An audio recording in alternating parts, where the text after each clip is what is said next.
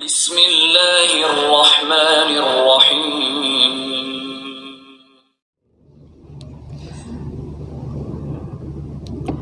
Bismillahirrahmanirrahim. Assalamualaikum warahmatullahi wabarakatuh.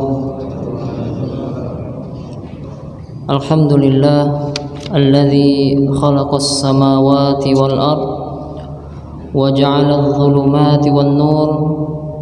Walhamdulillahi alladzi faddala al-'ilma 'ala al-jahl. Qala Allah Ta'ala fi kitabihil karim, Qul hal yastawi alladhina ya'lamuna walladhina la ya'lamun. Wa qala Rasulullah sallallahu alaihi wasallam, Man salaka tariqan yaltamisu fihi ilman sahhalallahu lahu bihi tariqan ilal jannah. Rasulullah sallallahu alaihi wasallam bersabda, siapa saja yang menempuh suatu jalan dalam rangka menuntut ilmu, maka Allah mudahkan baginya jalan untuk ke surga. Amma ba'd, jamaah kaum muslimin rahimani wa rahimakumullah. Alhamdulillah, dengan taufik dan inayah Allah Ta'ala, pada malam hari ini kita masih diberi kesempatan untuk berjumpa dalam pembahasan Mutiara Faidah yang diambil dari kitab Tauhid karya Syekh Muhammad At-Tamimi, tulisan Ustadz Abu Isa Abdullah bin Salam. Ada beberapa bab di dalam kitab ini.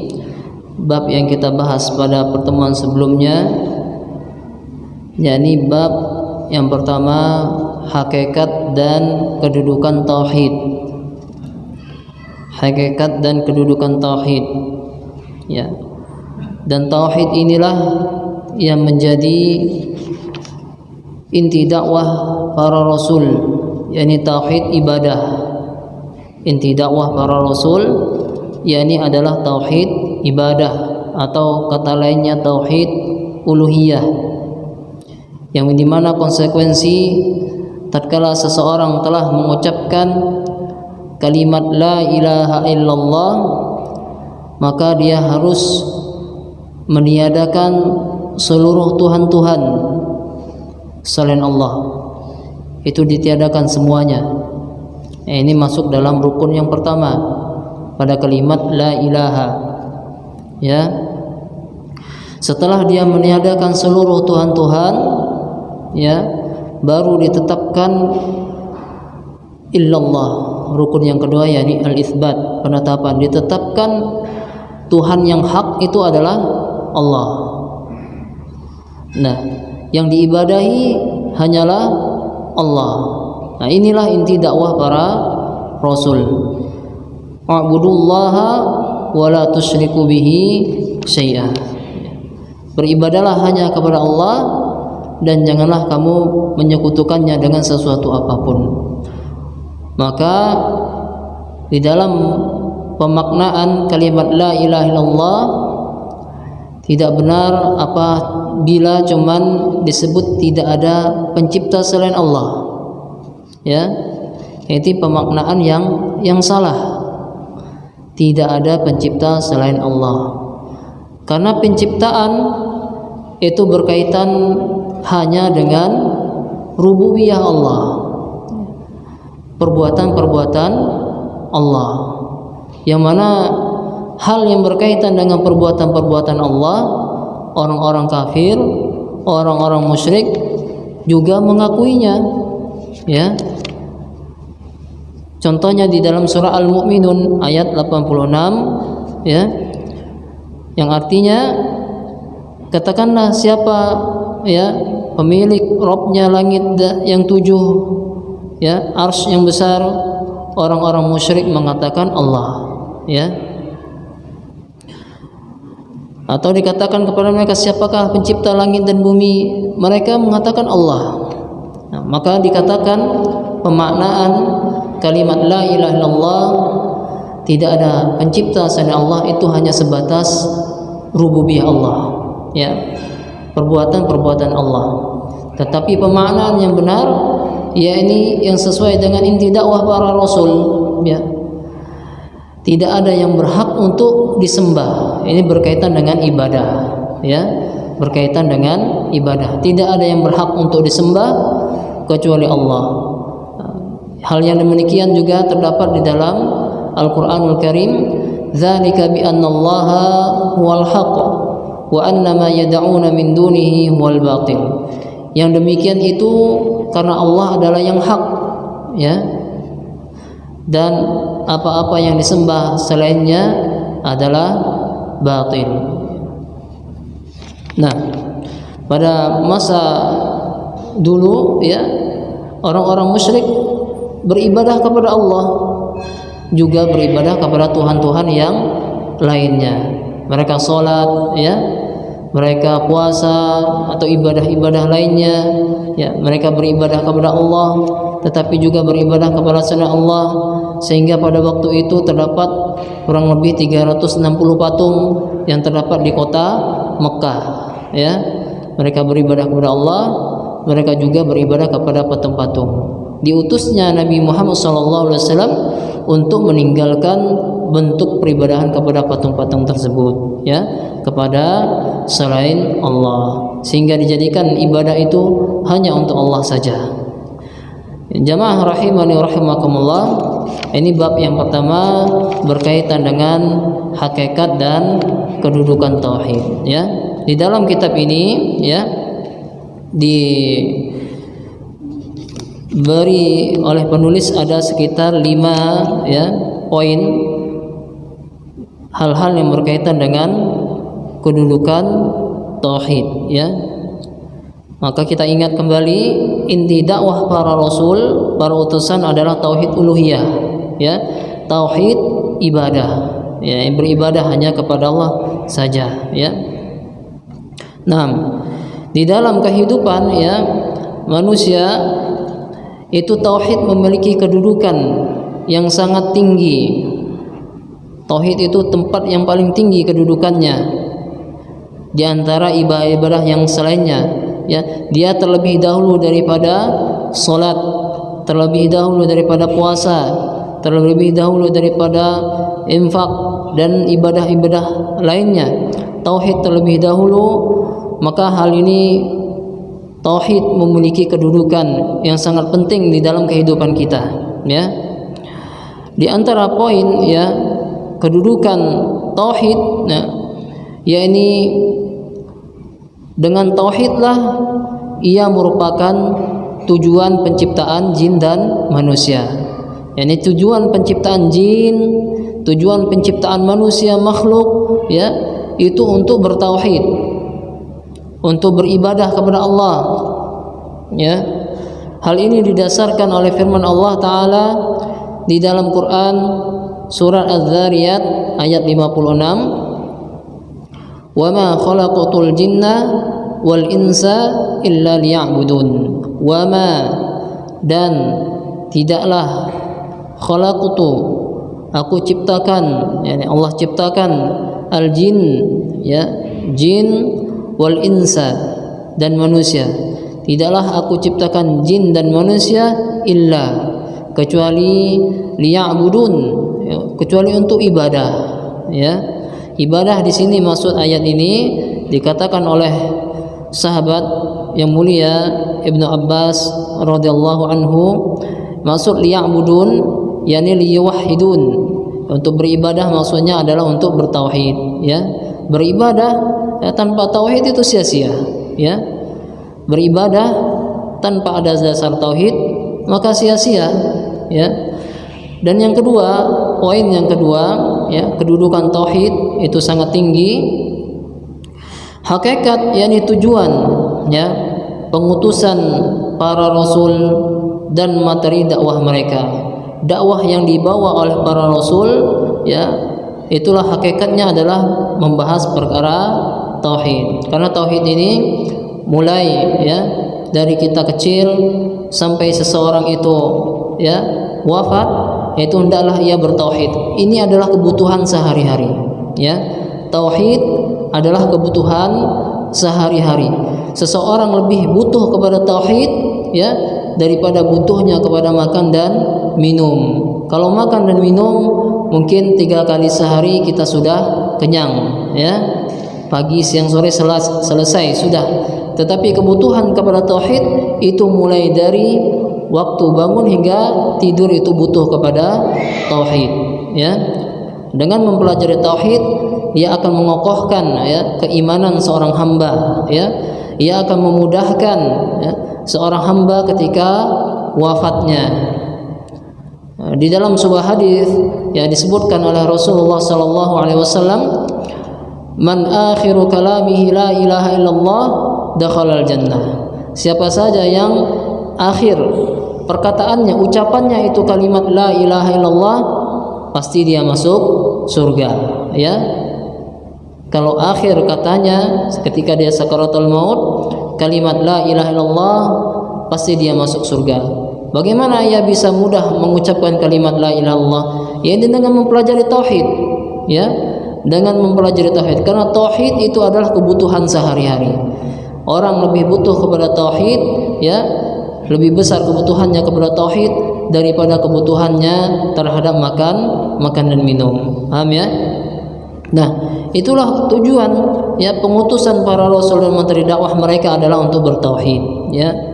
Ini tauhid memiliki kedudukan yang sangat tinggi dalam kehidupan. Di dalam surah An-Nahl ayat 36 Allah Ta'ala berfirman, "Walaqad ba'atsna fi kulli ummatin rasula an i'budullaha wajtanibut taghut." Dan sungguh ba'atsna telah kami utus ya, telah Allah utus fi kulli ummatin rasula, pada setiap umat itu seorang rasul ya. Tidak ada umat yang tidak diutus rasul, maka setiap umat tetap ada rasulnya. An ya'budullah ya.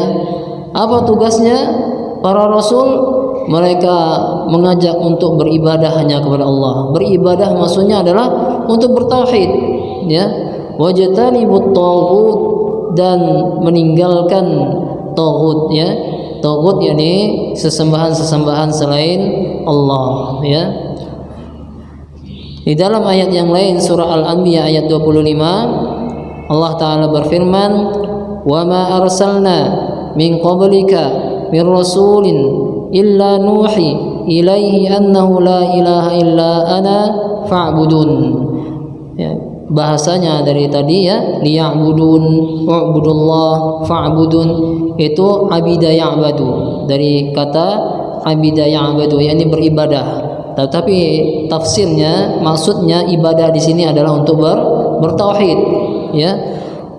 Dan kami tidak mengutus seorang rasul pun sebelum engkau, melainkan kami wahyukan kepadanya bahwasanya tidak ada Tuhan yang hak melainkan aku, yakni melainkan Allah, maka fa'budun, sembahlah aku, beribadahlah kepadaku, maksudnya sembahlah, bertauhidlah kepadaku ya. Bertauhid, tauhid di dalam perbuatan-perbuatan Allah ya, tauhid di dalam beribadah hanya kepada Allah, kemudian tauhid di dalam nama-nama Allah dan sifat-sifat Allah ya. Walillahil Allah memiliki 99 nama, 99 asman ya. Faman ahsaha dakhalal jannah. Allah punya 99 nama. Barang siapa yang menjaganya ya, menghafalnya, merenunginya, mentadabburinya, maka dia masuk surga. Sabda Rasulullah sallallahu alaihi wasallam. Itulah hakikat tujuan ya penciptaan jin dan manusia, hakikat tujuan pengutusan para rasul dan materi dakwah mereka yang pertama adalah untuk bertauhid ya.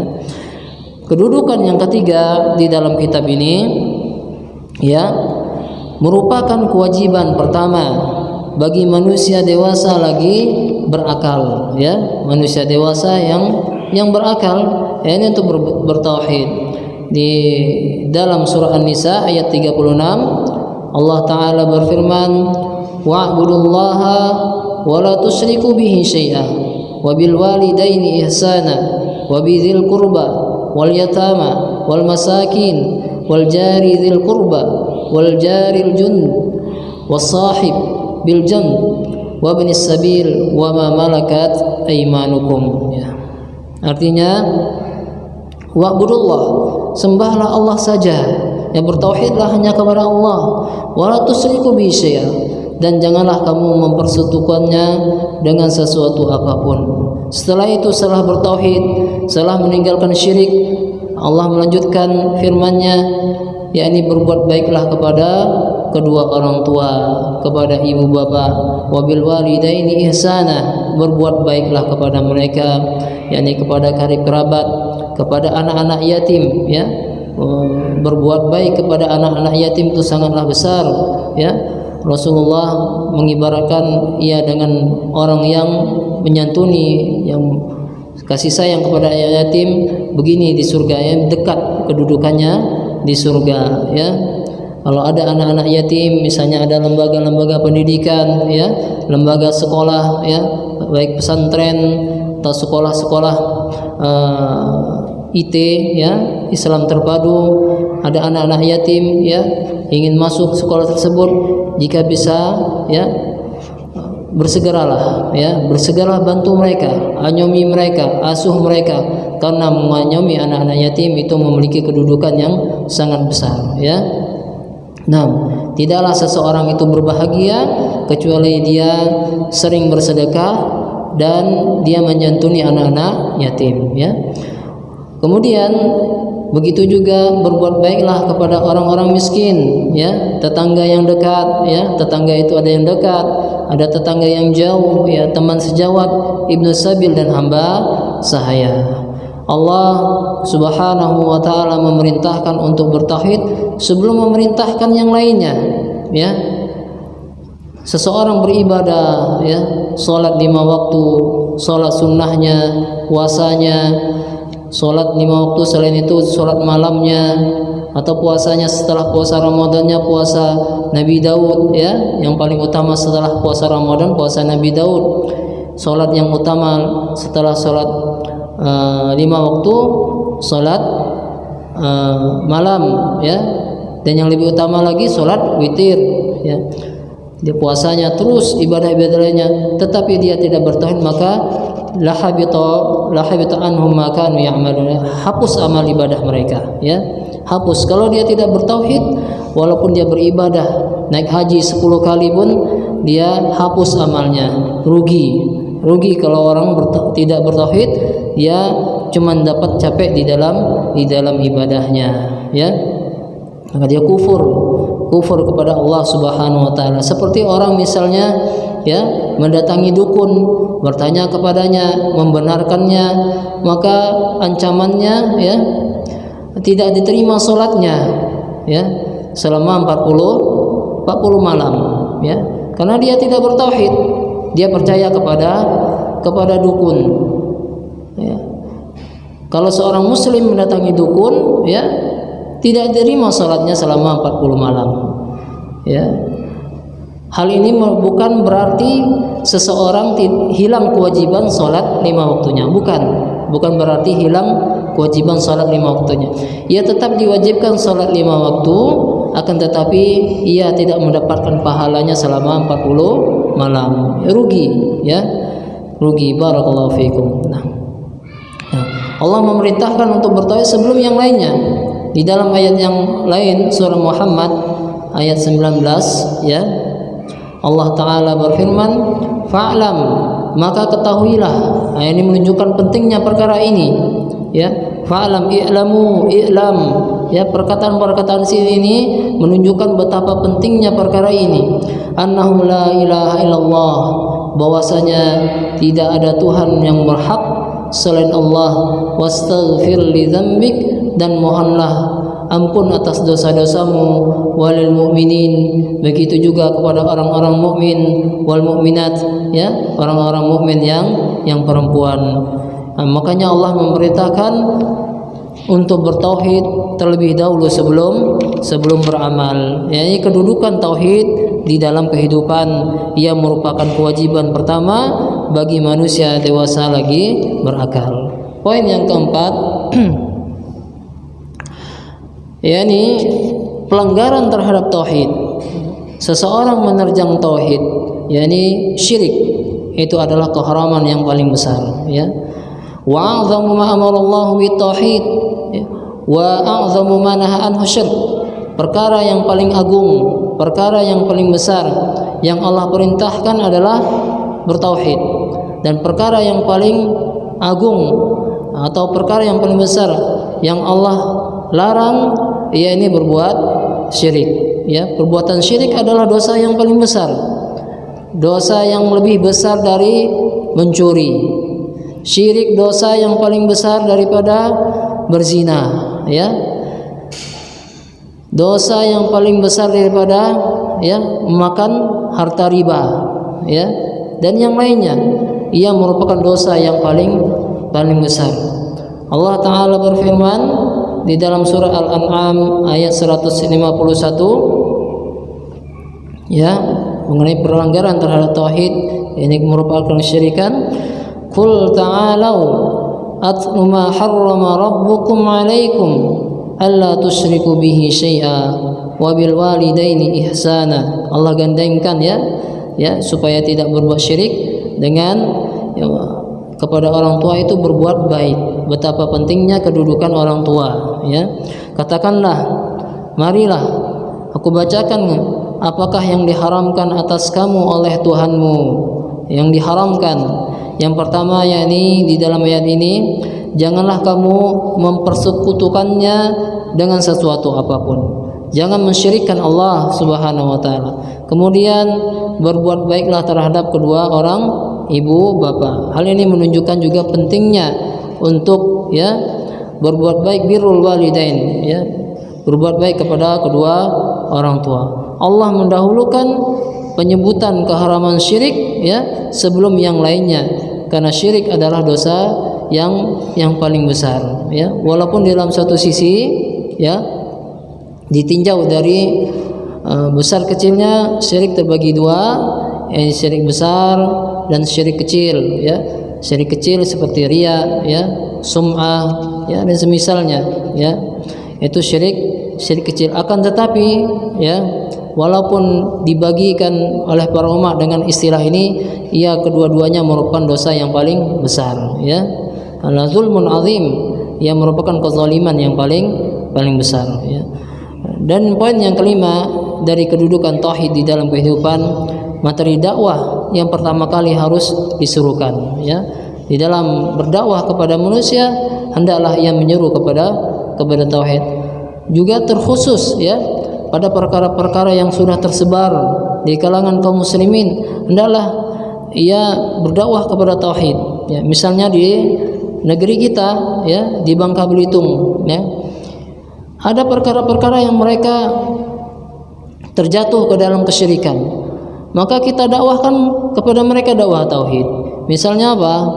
Ya, keyakinan orang Bangka seperti apa? Keponan, ya, itu sudah merata, seolah-olah sudah merata di Bangka Belitung. Ini ada keyakinan yang syirik, ya, ya, berbuat syirik kepada Allah, meninggalkan tauhid, ya, kepada Allah. Ia mempercayai musibah itu dengan sebab sesuatu, padahal Allah sajalah yang menurunkan, ya, kemudaratan, ya, dan menurunkan manfaat tanpa adanya sebab-sebab yang tidak jelas seperti yang mereka sangkakan. Maka kita dakwahkan, ya, betapa pentingnya dakwah tauhid, karena tatkala suatu negeri ia syirik kepada Allah, maka turunlah murka Allah, bisa terjadi bala, bisa terjadi musibah dan sebagainya. Terjadinya musibah diantaranya apa? Karena suatu kaum itu meninggalkan Allah, suatu kaum itu tidak bertauhid kepada Allah. Tatkala suatu kaum beriman dan bertakwa, mereka bertauhid kepada Allah, la fatahna alaihim barakatun minas sama wal ard, ya, dibukakan kepada mereka berkah dari langit dan bumi, ya. Materi pertama yang disampaikan kepada kaum, ya, ini adalah perkara tauhid. Rasulullah sallallahu alaihi wasallam pernah mengutus sahabatnya, ya, ini Mu'adz bin Jabal, ke daerah Yaman. Beliau bersabda, innaka ta'ti qauman min ahlil kitab falyakun awwala ma tad'uuhum ilaihi syahadatu an la ilaha illallah wa fi riwayah ila an yuwahhidullah.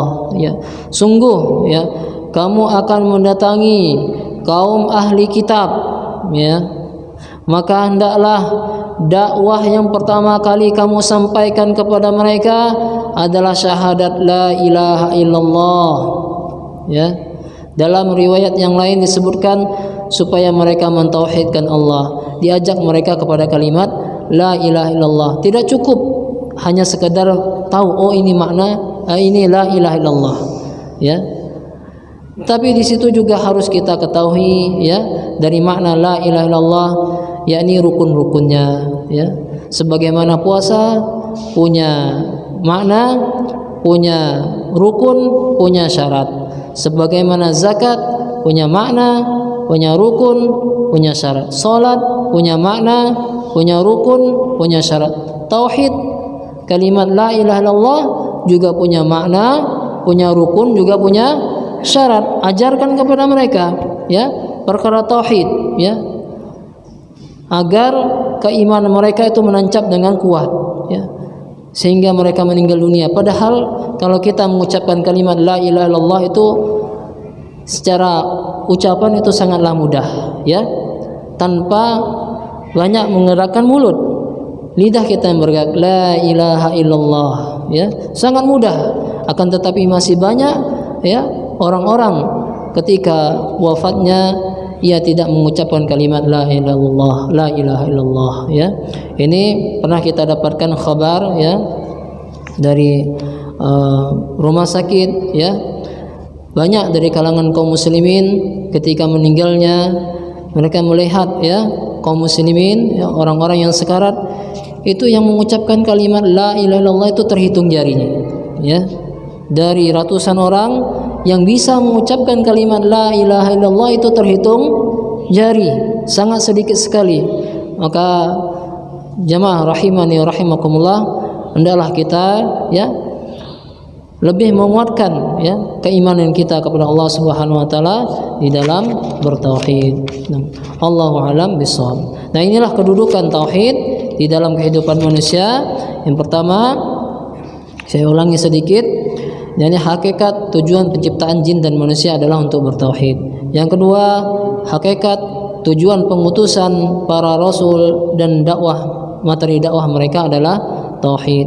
Yang ketiga, kewajiban pertama bagi manusia dewasa lagi berakal adalah tauhid. Yang keempat, pelanggaran tauhid yakni syirik adalah keharaman yang terbesar, ya. Yang kelima, materi dakwah yang pertama kali harus disuruhkan adalah perkara tauhid, ya. Kemudian kita langsung masuk pada bab yang kedua. Bab yang kedua berkaitan dengan keistimewaan daripada tauhid. Nah, maka setelah seseorang mengetahui hakikat, mengetahui kedudukan tauhid agar lebih mendorong semangatnya dalam mengilmui dan mengamalkan tauhid, ya. Maka penting juga seseorang itu mengetahui keistimewaan daripada tauhid. Tidak diragukan lagi, ya, jemaah rahimani rahimakumullah, bahwa yakni ilmu dan amal tauhid adalah ilmu yang paling agung, ilmu yang paling mulia, ya, karena terkait dengan zat yang paling mulia, yakni zat Allah. Ilmu tentang tauhid, ilmu yang berkaitan dengan zat Allah. Hal ini menunjukkan Allah punya zat, ya, Allah punya sifat.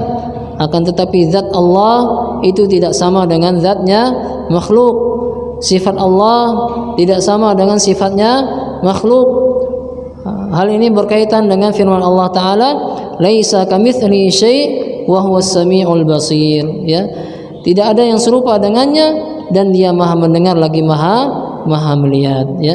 Oleh karena itu jamaah rahimakumullah, ya, bagi pelaku tauhid, orang yang berpegang dengan tauhid, ia akan mendapatkan keistimewaan yang sangat banyak, ya. Orang-orang ahli tauhid itu punya keistimewaan yang sangat banyak, ya. Di antara keistimewaan yang mereka miliki, yang pertama adalah ahli tauhid, ya, muwahhidun, mendapatkan ketenangan. Orang yang bertauhid dia akan mendapatkan ketenangan dan dia telah mendapatkan hidayah, ya. Hidayatut taufik. Ya, hidayah itu ada dua, ya. Hidayah ada dua. Yang pertama hidayatul bayan atau hidayatul irsyad. Yang kedua hidayatut taufik, ya. Hidayatul bayan, ya, hidayah berupa penjelasan-penjelasan. Ya, yang saya sampaikan di sini adalah hidayah, penjelasan-penjelasan, ya, yang kita dengarkan di TV-TV sunnah atau radio-radio sunnah atau tulisan-tulisan yang berkaitan dengan sunnah, ya, itu adalah hidayah. Hidayah berupa penjelasan, ya. Ini semua bisa insyaallah, ya, dengan izin Allah setiap orang bisa untuk menyampaikan hidayatul bayan. Akan tetapi, ya, hidayatul taufik, ya, seseorang menerima apa yang disampaikan, nah, itu hanya hak Allah, ya, paham ya? Untuk menerima hidayah tersebut, ya, hidayatul taufik itu hanya ada pada hak Allah. Seseorang tidak bisa menjadikan si fulan ini menerima syariat ini, si fulan menerima tauhid ini, tidak bisa. Ya, dia cuma bisa memberikan hidayatul bayan, tetapi yang bisa menjadikan ia menerima yakni Allah Subhanahu wa taala. Orang yang bertauhid maka dia mendapatkan ketenangan, dia mendapatkan hidayah. Allah taala berfirman di dalam surah Al-An'am ayat 82, alladzina amanu wa lam yalbisu imanahum bidzulmin ulaika lahumul amn wa hum muhtadun. Orang-orang yang beriman, ya, alladzina amanu, dan tidak mencampur adukan, walam yalbisu imanahum, mencampur adukan keimanan mereka, bidzulmin, dengan kezaliman. Sudah beriman tapi tidak dicampur dengan kezaliman. Kezaliman di sini maksudnya kesyirikan, ya. Mereka itulah orang-orang yang mendapatkan keamanan, ya. Kemudian mereka itu adalah orang-orang yang mendapatkan petunjuk, ya. Yang dimaksud orang yang beriman adalah orang-orang yang bertauhid, ya. Orang-orang yang beriman adalah orang-orang yang bertauhid. Adapun yang dimaksud dengan kezaliman di sini adalah syirik. Dan syirik merupakan kezaliman yang paling besar. Syirik adalah kezaliman yang paling besar. Allah taala berfirman di dalam surat Luqman ayat 13, wa idz qala Luqmanu libnihi wa huwa ya'idhuhu ya bunayya la tusyrik billah innasyirka la dzulmun adzim. Dan ingatlah ketika Luqman berkata kepada anaknya, ya, dia mewasiatkan kepada anaknya di waktu ia memberi pelajaran kepadanya. Ini kita ambil faedah, ya, jamaah rahimani rahmakumullah. Kita mengajarkan kepada anak kita tauhid sebagaimana Luqman, ya, berkata kepada anaknya. Katanya apa? Ya bunayya, wahai anakku, ya bunayya, ya, la tusyrik billah, janganlah kamu mempersekutukan Allah. Diajarkan kepada anak-anak kita supaya jangan mempersekutukan Allah. Diajarkan kepada mereka. Inna syirka la dzulmun azim, sesungguhnya kesyirikan kepada Allah adalah benar-benar kezaliman yang paling besar. Syirik, ya, itu dikatakan zalim, ya. Syirik itu dikatakan zalim karena menempatkan ibadah itu tidak pada tempatnya, ya. Apabila dia menempatkan ibadah itu pada tempatnya, beribadah hanya kepada Allah, maka dia tidak zalim. Tetapi apabila ia memalingkan ibadahnya kepada selain Allah, maka dia zalim. Dia telah berbuat syirik. Dan berlaku juga untuk hal yang lainnya. Semua bentuk, ya, ini penempatan sesuatu tidak pada tempatnya, ya. Sesuatu digunakan untuk ini tapi tidak digunakan semestinya, maka itu adalah zalim, ya. Petunjuk di dunia berupa ilmu yang bermanfaat dan berupa amal yang soleh. Adapun petunjuk di akhirat berupa kemudahan menuju surga. Allahu a'lam bishawab. Di dalam ayat yang lain Allah taala berfirman di dalam surah Al-Ahqaf ayat 13, innal ladzina qalu rabbunallahu tsumma istaqamu fala khaufun 'alaihim wala hum yahzanun. Innal ladzina qalu, sesungguhnya orang-orang yang berkata, Rabbunallah, Tuhan kami itu adalah Allah, ya. Orang-orang yang berkata Tuhan kami adalah Allah. Tsumma istaqamu, kemudian mereka tetap istiqamah, ya. Setelah mereka beriman Tuhannya, Rabbnya adalah Allah, kemudian mereka istiqamah, ya, konsisten, ya. Ini sangat diperlukan di dalam kehidupan, yang ini konsisten, istiqamah. Fala khaufun alaihim, mereka tidak takut, mereka juga tidak khawatir, ya. Wala hum yahzanun, mereka juga tidak bersedih hati, ya, bersuka cita, ya.